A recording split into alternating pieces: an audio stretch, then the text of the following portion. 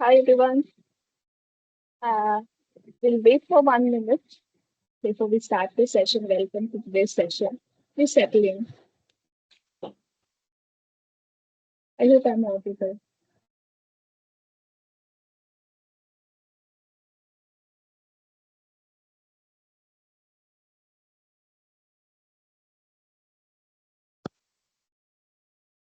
You're back.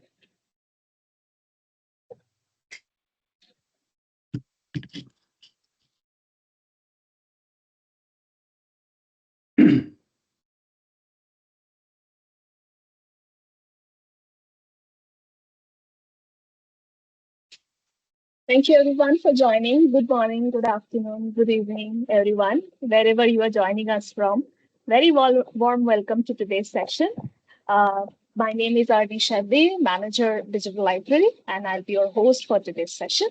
We are delighted to have so many of you joining us from across the world. Whether you are an educator, student, professional, or simply curious about artificial intelligence, I think this session will be very useful for you. Before we begin, I would like to share a few housekeeping points. Your microphone will be muted throughout the session today to minimize any background noise during the session.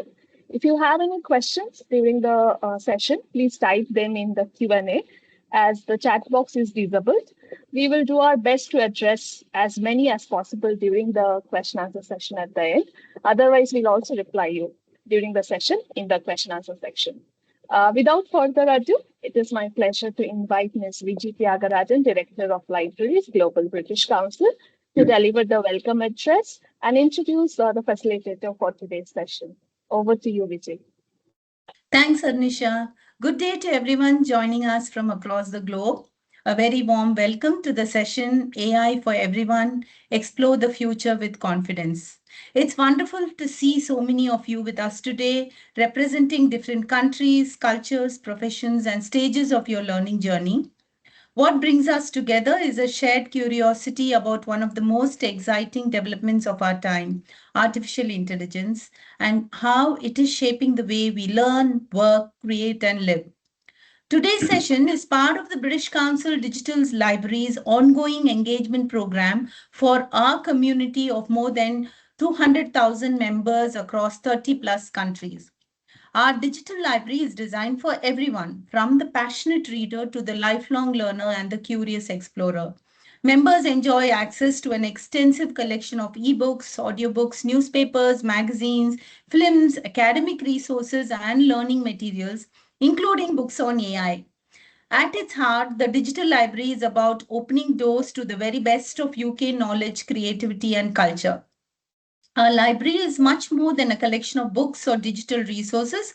It's a community of ideas, conversations, and discovery. That's why, alongside our digital collection, we regularly bring our members together through author conversation, book discussion, storytelling sessions, reader engagement activities, orientations, and conversations like the one we are about to have today. As we celebrate the National Year of Reading 2026, we continue to champion reading not just as an habit, but as a gateway to curiosity, critical thinking, lifelong learning, and new possibilities. And today, we are taking that spirit of exploration one step further by looking at a technology that is transforming our world at an extraordinary pace. Whether you've never used AI before, are already experimenting with it, or are simply wondering what all the excitement is about, this session is for you. Our hope is that you leave today, like us, not only with a better understanding of AI, but with the confidence to explore it thoughtfully, creatively, and responsibly. To guide us on this journey, it's my absolute pleasure to introduce our speaker, Andrew Horton, Global Director of Digital and Technology at the British Council and a member of the senior leadership team. Andrew is a C-suite digital and innovation leader with more than 25 years of experience delivering digital transformation across industries and international markets. He has developed digital learning and assessment products, launched AI powered adaptive learning capabilities, led award winning digital teams, and grown the British Council digital audience to over a quarter of a billion people. He is a trustee of Gateway Qualifications, a fellow of the Royal Society of Arts, and a global tech advocate. Before joining the British Council, Andrew held senior leadership roles at Time Warner and previously worked with the BBC and Guardian Media Group. Andrew, thank you for taking time out of your busy schedule to join us today and help us decode AI. We are delighted to have you with us and we are looking forward to learning from your insights. Over to you, Andrew. Thanks, Virginia. It's an absolute delight to be with you all today. So AI for everyone, it's a fairly broad subject, and of course we're all surrounded by AI. And I was sort of about to say there's not a day goes by, but I think it's not a minute goes by before AI is mentioned. And so as learners, there's a real challenge to try and make sense of AI, and it's important that we all do. And obviously, you all as British Library members are enthusiasts for learning and development.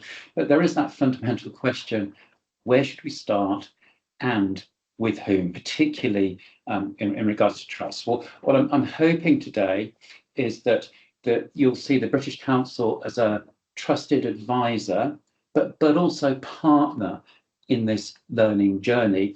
And I hope to share some of the sort of learnings and challenges that we are dealing with to help you in this journey. So I'm going to cover the AI landscape, the history of AI, and clarify a bit about what it is.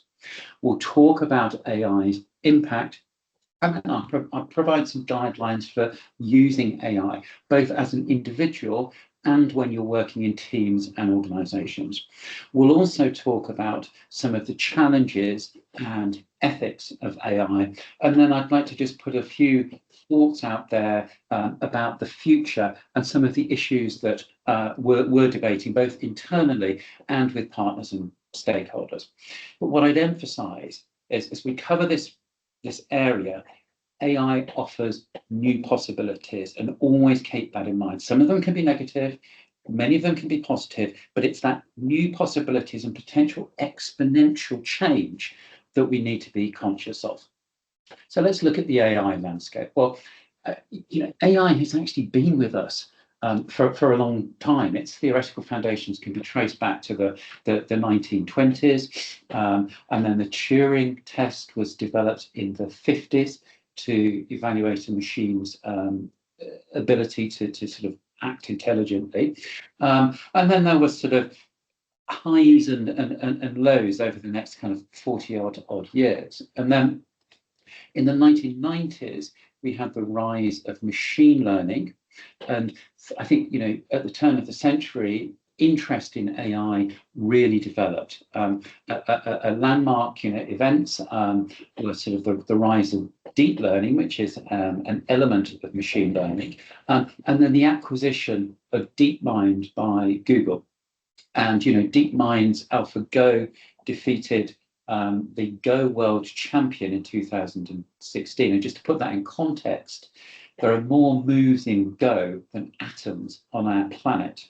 And it prepared by playing 6 million games in 6 weeks and won using a creative play. So we're starting to see that sort of exponential change there. And of course, in the last decade, we've seen the further rise of the rise of large language models and Gen AI with large-scale adoption, and its impact on business models and institutions. And of course, sort of in the last couple of years, you've seen an arms race really between the large tech companies with a fear of missing out, and also geopolitical dynamics accelerating that.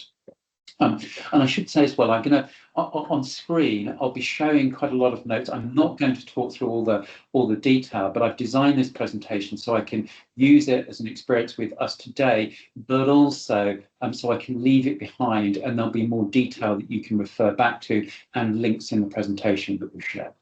So what is AI? Well, there's a good definition from the OECD, which is AI is a machine-based system that, for explicit or implicit objectives, infers from the input it receives how to generate outputs such as predictions, content, recommendations or decisions that can influence physical or virtual environments. And different, AI systems will vary in their levels of autonomy and adaptiveness after deployment. I think the thing to emphasize as well is that AI is a combination of tools, models, and techniques that are constantly evolving, and progress in one area can spark improvements in other. And so we need to be aware of the overall sort of ecosystem. As you can see, there's lots of different elements to think about. AI really has grown, hugely over the last few years, and I've broken down the elements from the diagram and given definitions to machine learning, neural networks, NLP, speech recognition, generative AI, predictive AI, and agentic. Now, generative AI, rightly, has got huge amount of publicity in the last couple of years, really sparked by OpenAI's ChatGPT and then Gemini and Claude and so on. But don't underestimate the power of predictive AI too, in terms of demand forecasting, assessing risks. And of course, last year was really the year of agentic AI, autonomous agents and systems capable of deciding and acting with minimal human input. I don't think there was a kind of meeting or conference I went to last year where someone didn't mention AI. Now, mention agentic AI. It will be extremely powerful, but it's important to realise that I think certain organisations, let's say, are trying to classify a lot of their existing products and services as agentic. So just be clear whether it really is agentic, particularly if you're looking at using or paying for that related technology. So those are, lots of definitions around this. But for me, it's just important to remind ourselves that AI is really technology that's performing activities that used to require human intelligence. So what's its impact? My PowerPoint is just trying to catch up on me. Okay, so technology moves in platform shifts, and so we've seen the sort of change from mainframes through the way to smartphones and cloud, and we're now in the kind of Gen AI platform shift, and those shifts normally happen every sort of 10 to 15 years. The difference is the speed of change. It took ChatGPT 2 months to get to 100 million users. It took Spotify 11 years, and it took TikTok 9 months. So what's powering that growth? Well, you've got increased computational power, you've got huge amounts of big data, vast data sets from various sources that enables AI to develop, coupled with increased business and market demand, geopolitical pressures, and capital investments. So 10 years ago, the expenditure on AI was about 12.5 billion. Last year, it was $1 trillion. And that will further fuel growth. So I think, although yes, technology does move in those sort of platform S-curve shifts, I think with Gen AI, it is probably more than a platform shift. And I certainly think it is safer to think of it as more than a platform shift, embrace that and learn on that basis. So thinking about sort of now, near and next, there are different sort of theories and views on how impactful different AI will be, from narrow AI, where it's performing a specific task very well, through to artificial general intelligence, which is still theoretical, but there the technology is learning a task just as a human being would, and then you have super intelligent AI, where machines exceed human intelligence. And then there are sort of different fields in this space based on functionality, from using historical data temporarily, such as self-driving cars, through to self-aware AI, which is hypothetical, but I think we should be thinking about it, particularly in terms of ethical paradigms, because that is a scenario where the technology becomes self-aware and emotionally aware, which has huge implications for how we live as human beings. And in terms of sort of the economic impact of AI, I just came across this report from Anthropic, which I think is worth looking at. I just literally came across it last night, but it looks really valuable, so I'd encourage people to look at it. So we know AI is important. How important it is up for debate, but it could also be everything. And I think I'm in the sort of school of thought that prefers to think about the more exponential side of impact, and happy to be sort of proven wrong on that, but at least it means you're more prepared for those potential changes.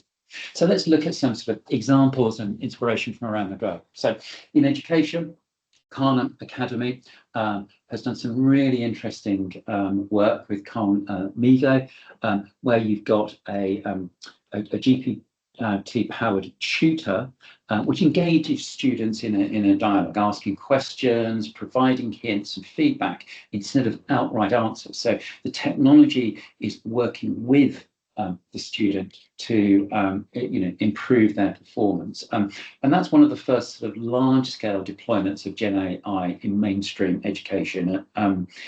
It also adopts helpful personas, and it's proactively nudges students, and we are seeing verifiable impact as students engage with the technology, and certainly for the British Council, it's made me think that we need to be thinking more about one-on-one tutoring at scale, and tailoring much more of our learning to diverse student needs, and trying to do it in real time. And I'll give you an example of that later on. And I think generally always useful to keep an eye on what the Khan Academy is doing. And there's an Edutopia interview with the founder, Sai Khan, which I think is really interesting.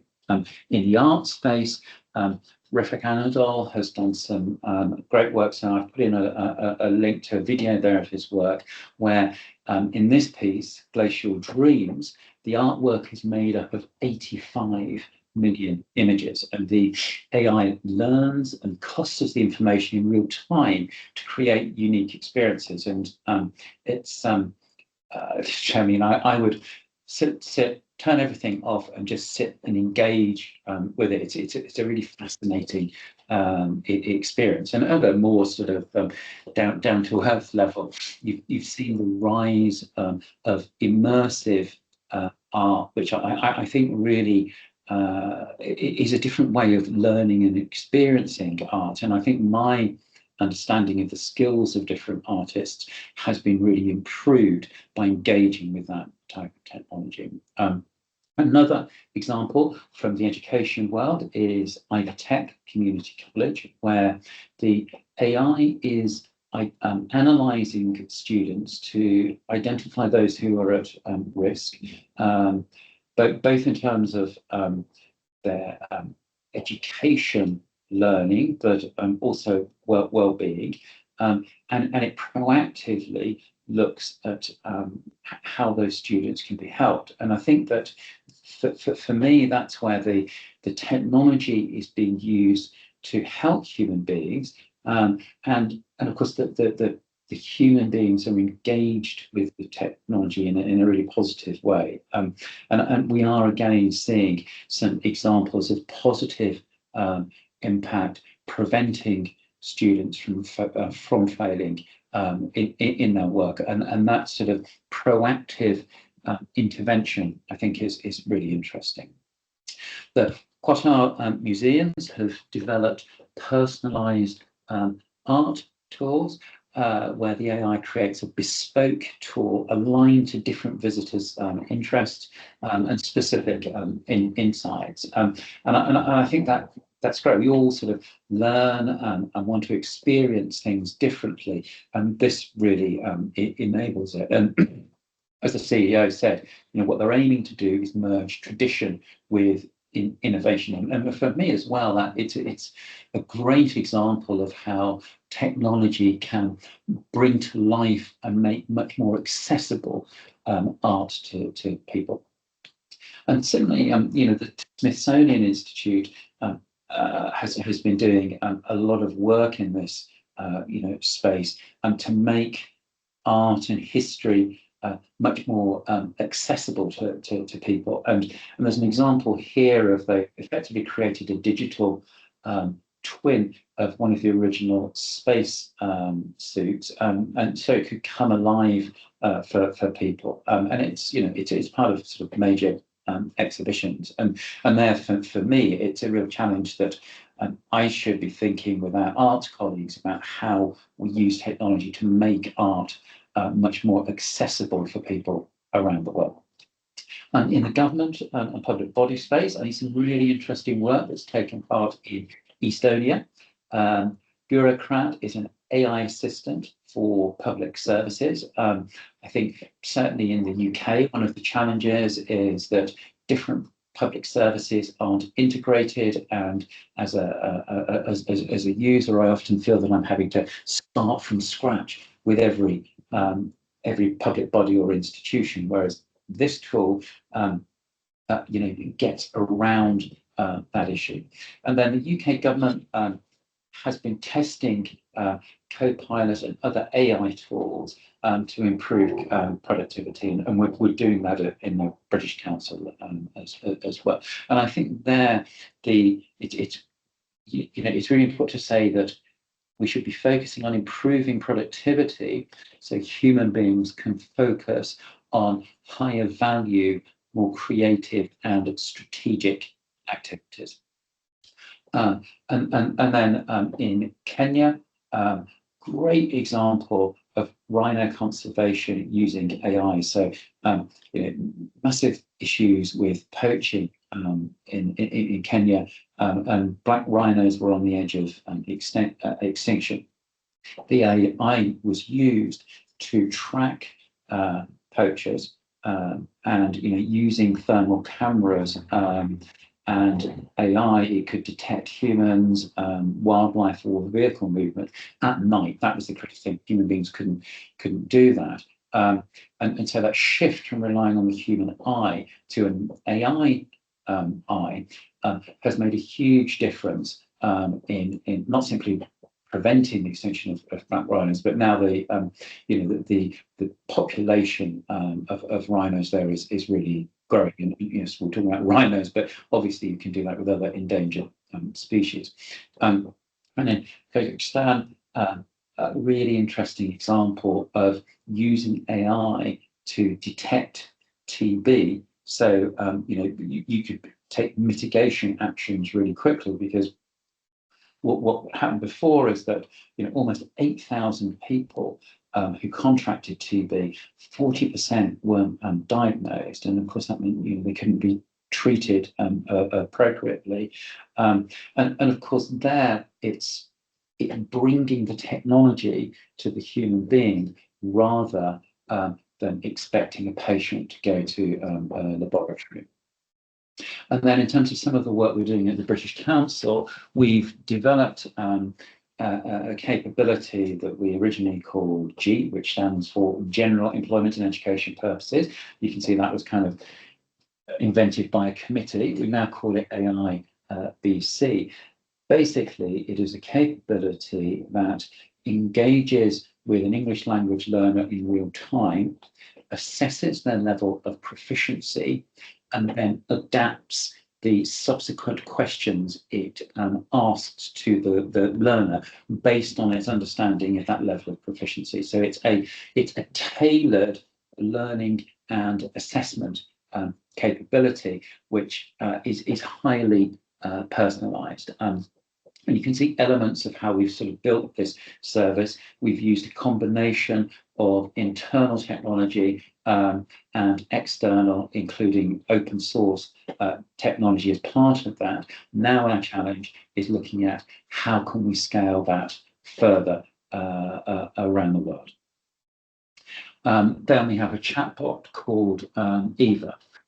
Our organisation has a lot of data, but often it can be hard to access it, particularly when our global reach is quite extensive. And of course, knowledge is built over time, and a lot of historical knowledge isn't structured with the appropriate taxonomy and classification. So we've got millions of sort of words, text, tables, and images, and the bot investigates those using retrieval augmented generation technology to pull back information. So it means that our colleagues can access information much more easily and much more quickly. And we're hoping that we can use this technology in other areas of our work and potentially let partners use it as well. And in our HR people function, we've been using a number of tools. These are third-party tools. So MetaView is there in our interviews, taking notes in a consistent format. It analyzes responses to some of the questions and assesses candidates. And what it means is that the interviewer can really focus in on the quality of the interaction with the interviewee and build rapport with the candidate rather than focusing on admin. And our tool Eightfold sits on top of SuccessFactors, which is our sort of SAP-based HR tool, and that screens candidates not just based on CVs, but by analysing their skills and their potential fit with the organisation. And we view it as a sort of enhanced application process, and which is much more personalised for people. And as a manager and recruiter, I found it enormously helpful. And then we're also testing tools like Yellow AI to improve automation in our work. Because people function activities, a lot of it is quite time and admin heavy, but it's very important. So there, I think the productivity that AI can give us is really important.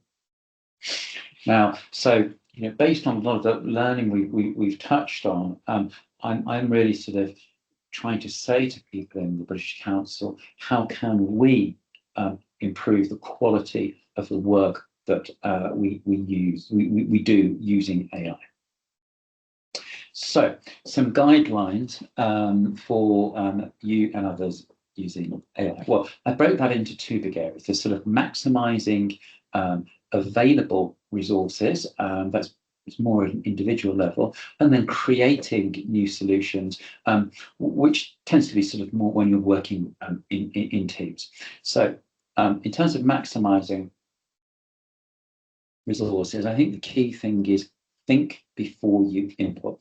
Really focus in on the outcome that you want and the key facts that you both need and want.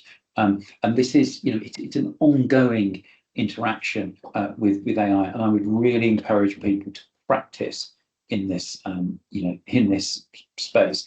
And I think, in terms of general principles, be clear and specific. Always think about the context. It's really helpful to specify the format that you want, because those guidelines, those effectively active constraints, would stimulate the AI to give you better answers. Provide examples if you can. Another constraint is to limit the scope or length of what it gives back to you, and break down the work into specific chunks that you can use. And the leverage system messages there is really about thinking about the different lenses you want. So, for instance, I use different personas with different AI tools. One of which is imagine that I'm doing a report or communication with my CEO, and the CEO's style is X, Y, and Z. And that is really helpful in terms of tailoring my communication to the CEO. Be polite. There's some debate about how useful that is, but I think if in doubt, be polite, as we would be when working with a human being, and iterate and experiment. So in terms of, what does that mean in practice? If, let's say, you're trying to get some understanding of a concept such as blockchain, a weak prompt would be, what is blockchain? A better prompt would be saying, explain blockchain to a 10-year-old using simple language and put it in this format.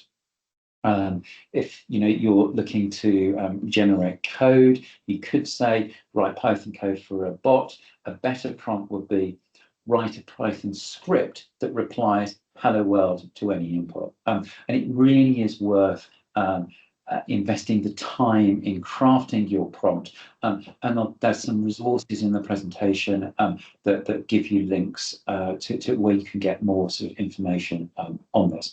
Do make sure you're continually fact checking what you're getting back from the AI, and be thinking about AI hallucinations. AI can be very seductive. It is designed to be pleasing to you, but always remember that AI relies on patterns that are learned through the training data. So it's really giving responses that are based on statistical probabilities of different combinations based on that training data. And it is seductive because the model creators want you to keep coming back and using it. So absolutely embrace AI, but with these caveats. And that also includes thinking about copyright and ethics. Lots of controversy, and there's been a number of legal cases over use of training data and whether it breaches copyright. As an individual user, do put checks on or think about what is the material that is being used in your AI generation. And I also think that it's important to, when you're, say, responding to someone, be clear and open and transparent with them if you've used AI in that work. So a lot of this is really common sense, or should be. So be conscious about using it responsibly. Check before publishing or sharing something if you're in doubt about how the AI has generated the content, and make sure the outputs of AI align with your values. Some common tools, we all know about ChatGPT. I'd encourage you to look at OpenAI's Academy and Prompt Library. Microsoft Copilot got off to a very slow start. The earlier versions of it weren't great. The premium version of it now is very powerful, and they've really developed it over the last 6 months. Do check out the Copilot Hub and the video tutorials that are there. And obviously with Copilot, the advantage that Microsoft has, and the benefits to a lot of users, is that it is integrated into your existing work tools, and so its use of data can be really valuable. Gemini has really advanced over the last year, and Claude, particularly Claude Co-work, is hugely powerful because you can set it a task, go off and do something else, and you'll come back to the work. Then there are domain-specific AI tools, and we can provide further examples of those by sector. And I'd also encourage you to use AI using your voice. For instance, Claude, you can use on your mobile. So when you're out, suddenly something occurs to you, just talk to it. And then there are things like Whisper AI, etc. And I'd also say, think about your life in general. What's frustrating and annoying, and how potentially could AI help? What do I wish I didn't have to do? I often use AI to get me started on something as part of a brainstorming process. It can also be really valuable in terms of automating activities, simple things like summarizing your overnight emails, so you've got a quick summary and snapshot in the morning. And over time, you can develop a team of different AI helpers or staff, or even your own mastermind group where you've got different AI tools with different personas giving you advice on a subject. So I've put a few reference points there that we use within the British Council, and we'll share that. And as I said, we're continually adding to our resources, and we'll be releasing an AI playbook next month, which will have much more sort of detail in there. I'd also say, do check out free content from universities such as Stanford. And then in terms of creating new solutions, be really focused on use cases. Think about putting together cross-functional teams where you can learn from each other on this. And really focus in on the problem you're trying to solve rather than going straight to the technology. So goal definition is really important in this, and set objectives and KPIs from the start. And as I said, think about the dynamics of the teams that you're using AI within. And actually, the sort of the UK government's digital and data profession capability framework is quite useful for looking at sort of capability and skill gaps. So I put in a couple of slides which are these straight pulled out from internal guidelines that we have in terms of giving examples of how to work and how to research and test when you're using AI, and some guidelines on using AI in code development, etc. So let's talk about ethics, safety, and challenges. Well, you've got three elements that are all related, and I think it's really important to be conscious of: work slop, cognitive debt, and critical thinking. So work slop is a sort of phrase that was termed by Harvard, where the AI work looks polished at first glance, but it falls apart when you start digging into, and that goes back to that challenge of AI can be very seductive. Cognitive debt is when you're using AI as an aid, and that over time you start to see an imbalance in your cognitive powers, and so that's why the combination of those elements means that critical thinking is critical in this. More and more kids are using AI, and that can be very powerful, but we need to ensure that we're embracing critical thinking as to how we use AI. So it's about using AI mindfully, and also let's remember that actual critical thinking is something that AI doesn't do very well. Human beings do, and I think we need to put more focus in on that going forward.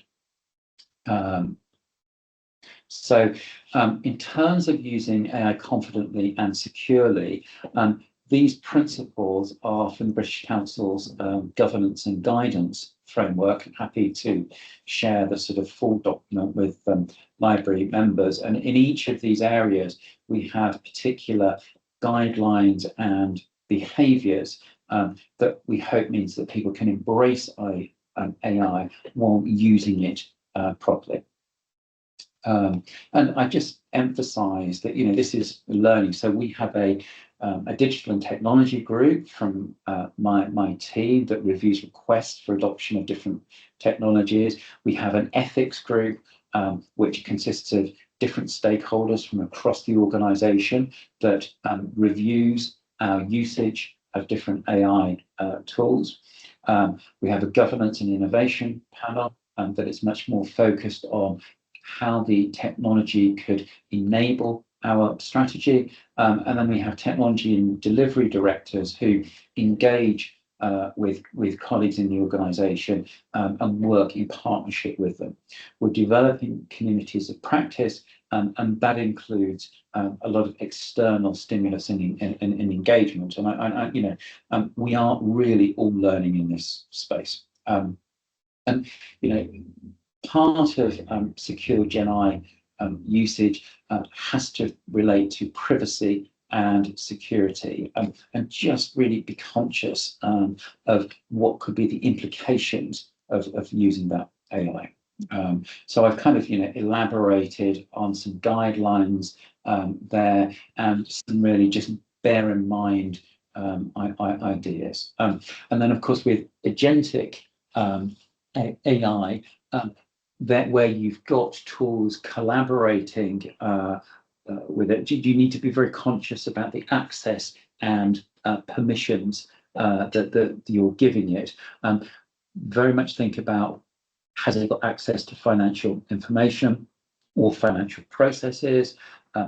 Think about the risk of prompt injection. It sounds technical, but it's pretty straightforward. And you just need to be conscious of bad actors may hide instructions in your network, which the agents could then act on. And I think the final guideline is that we all need to take personal responsibility to keep a human in the loop for a lot of activities.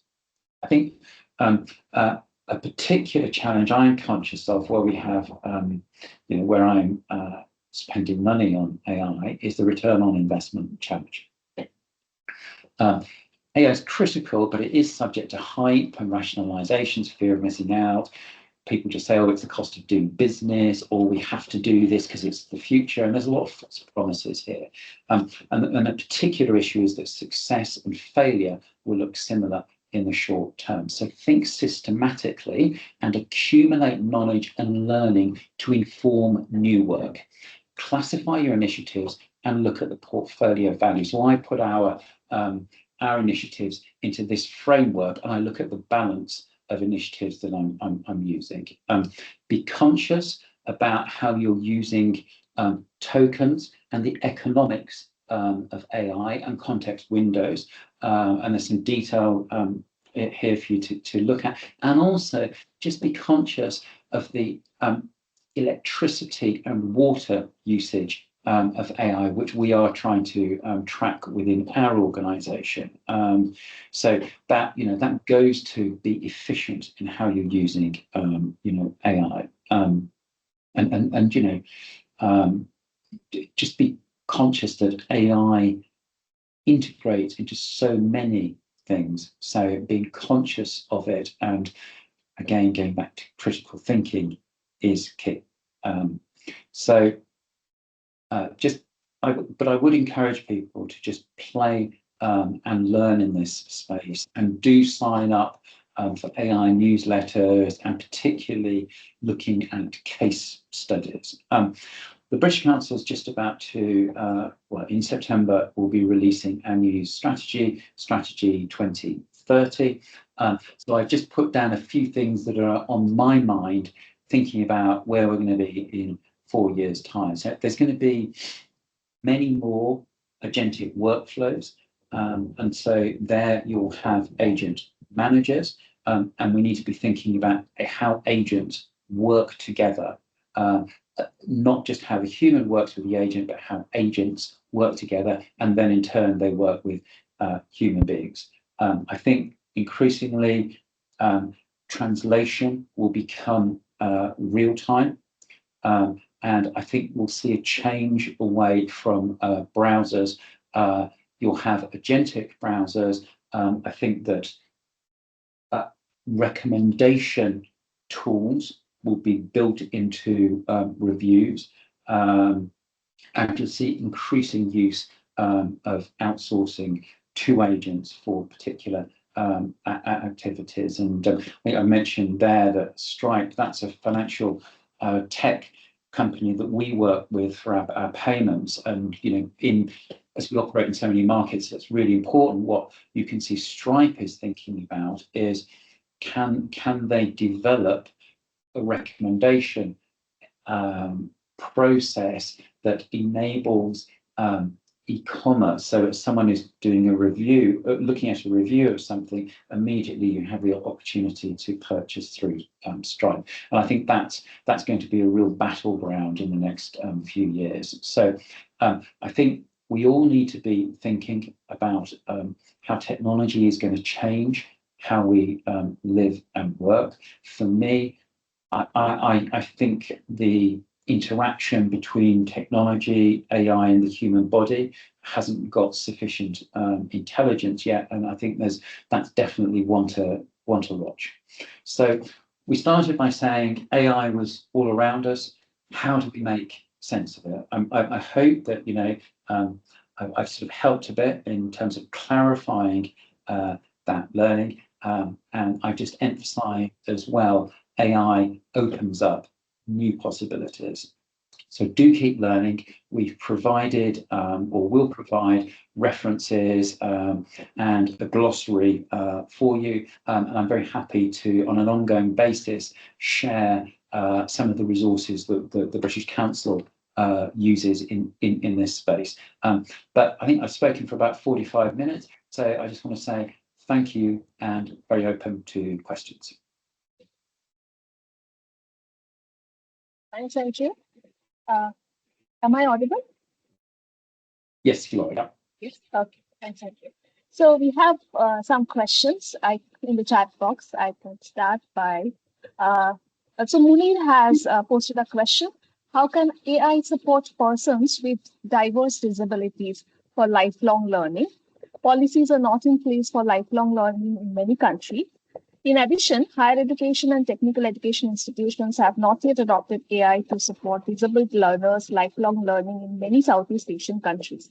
In such circumstances, how lifelong learning can be fostered?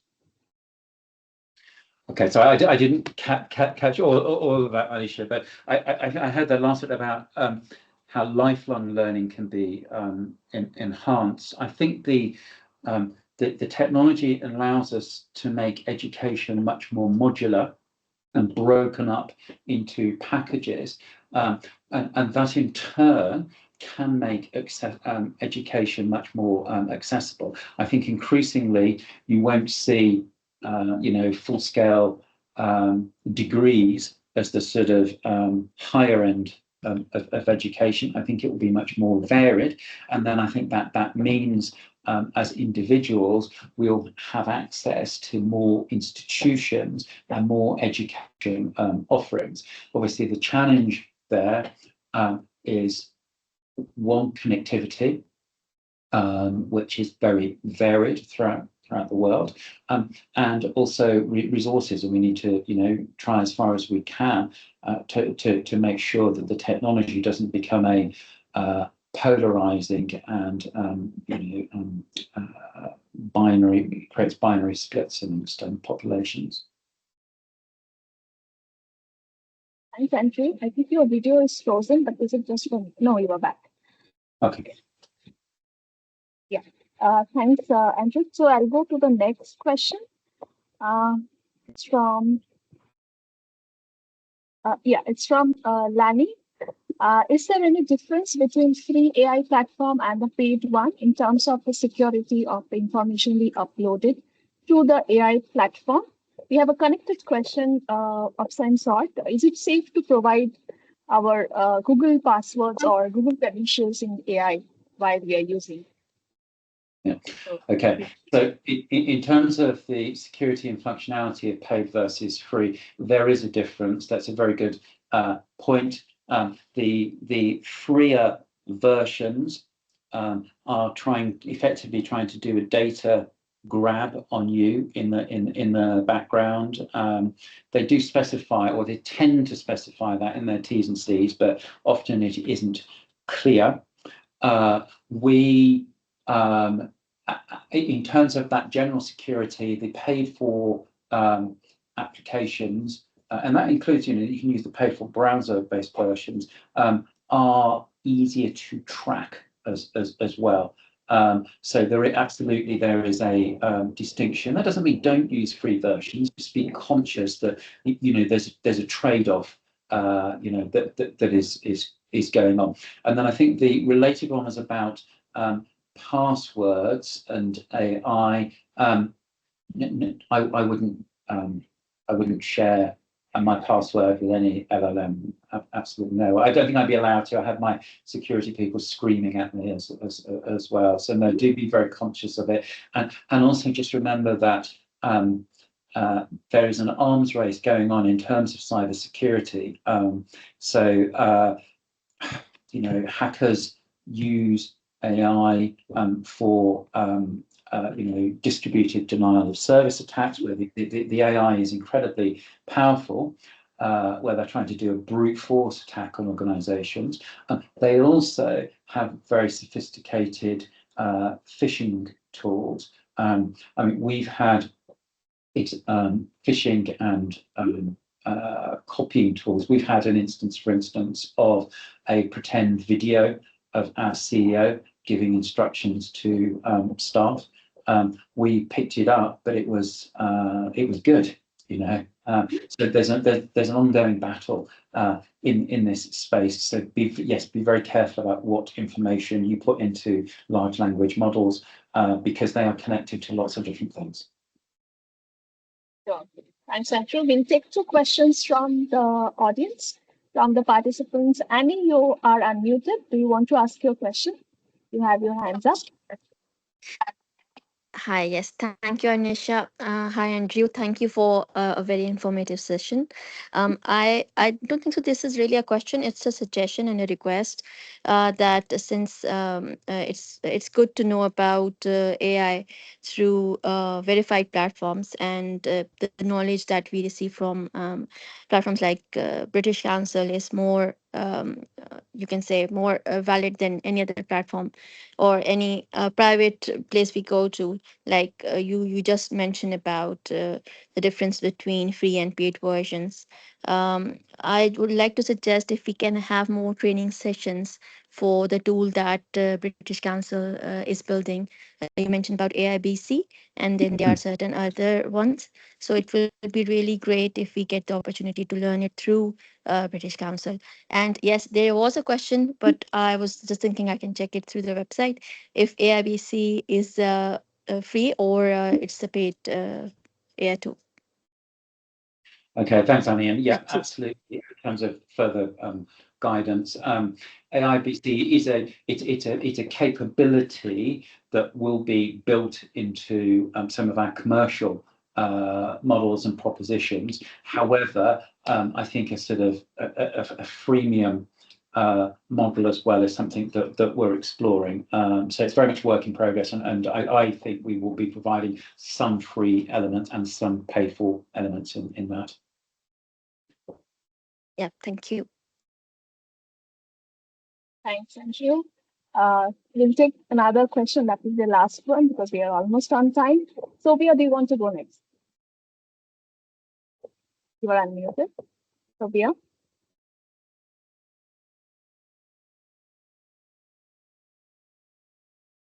Hi, Sophia. Can you hear us? Okay, we can come back. Maybe we can go to Shalin.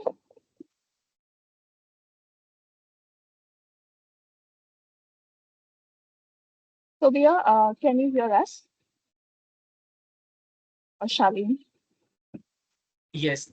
Thanks, Arnish. Am I audible? Yeah, you are audible. Yeah.